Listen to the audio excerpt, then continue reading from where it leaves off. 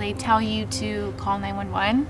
You know, they're your first responders, they're gonna find you, they're gonna help you. And so we did just that because, you know, we're new to the area, we don't really know what to do, but also we thought she had the symptoms RSV, you know, and that's very scary. So, you know, we call, they say, yes, you know, stay calm, just monitor her, we'll be there, you know, tops 5 minutes. On November 2nd of this year, Engine 161 was dispatched to a medical aid involving a pediatric patient or a child. We arrived to what we thought to be the correct address. It had the same numerics as our dispatch address. It was on the same street of our dispatch address. However, once we went to the door, made contact with the homeowner, we determined that there was no medical emergency at this address. Okay, 5 minutes goes by, 10, 15, like I'm starting to get a little worried. We don't even hear sirens in the distance, so we're like, what's going on? I confirmed with the homeowner what their address was, and they confirmed that it was the address off of Park Circle. They also confirmed there was no emergency, and so we notified our dispatch center, and they directed us to a possible alternative location further away. So we investigated. It was based off triangulation, so we investigated, went to that address further away. There's no one at that property. We confirmed that there was no medical emergency at that property, and I eventually got a number from our dispatch center to try and call back. Dispatch was unsuccessful trying to call the caller back. I was able to get through, fortunately.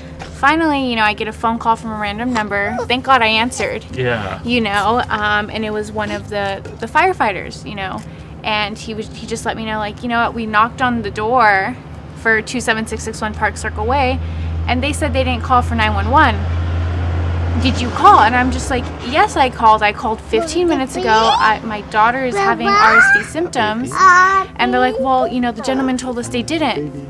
I panicked. You know, I'm like, what do you mean you can't find me? And they confirmed the original address that we went to off of Park Circle. I remained on the phone with her. You know, he's like, stay on the line. We're gonna find you. Describe where you are. I'm running out of the house at this point. You know, my pajamas. It's late at night. No shoes on. It's cold. I'm panicking. You know, it's in my voice. I'm crying. I'm thinking they're not gonna find her or us in time to help her. What if something, you know, terrible happens? That lengthened response time due to the wrong address on this call can greatly affect the patient.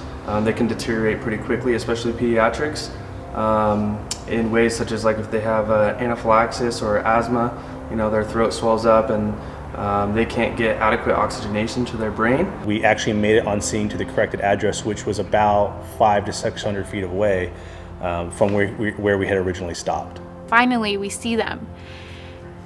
Relief, you know, came over me, but still I'm like, I mean, at this point, I'm thinking an hour went by. I don't know, it feels like forever.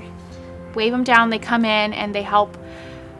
But I was just traumatized. We evaluated the child, assessed the child, and she was okay. She ended up staying home and not going by ambulance. However, it took us approximately 40 minutes to find the correct address when we have this major address problem where we have duplicate addresses in very close proximity to each other. We were very grateful that they called us and stayed on the line. You know, had they not called us, I don't know what would have happened. I don't know how long it would have taken them to come back and try to find us. The brain dies without oxygen, so the quicker we can get there and get oxygen on board and treat the patient, the better outcome they will have for the long term.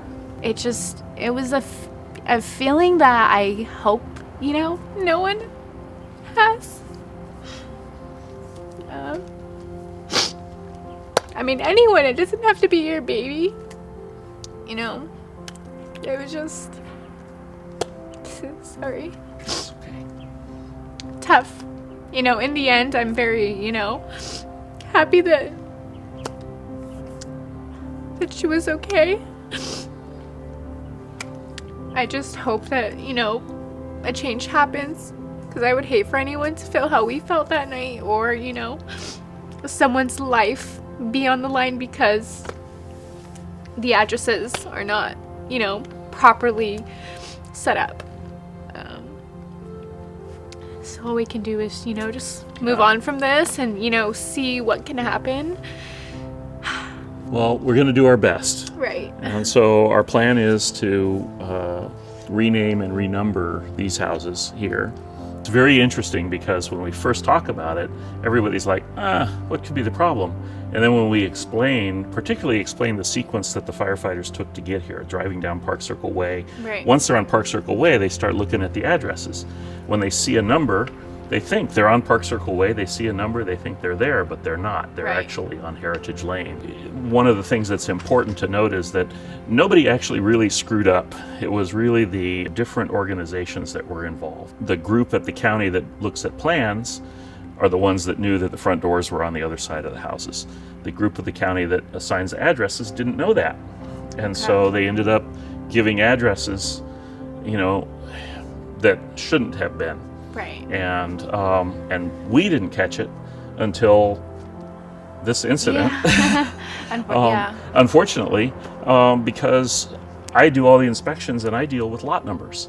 And the lot numbers they're in my head, they're in my book, in the truck and everything, and I never even look at the addresses. And we're not even included in the process to assign the address numbers. My hope, and I think we'll be able to pull this off, is we're gonna name this street after your daughter. So it'll be Aaliyah Street, or Aaliyah Court probably. Okay. And I think that's kind of a fitting tribute to, Right. To her for being the one that basically let us know about the problem.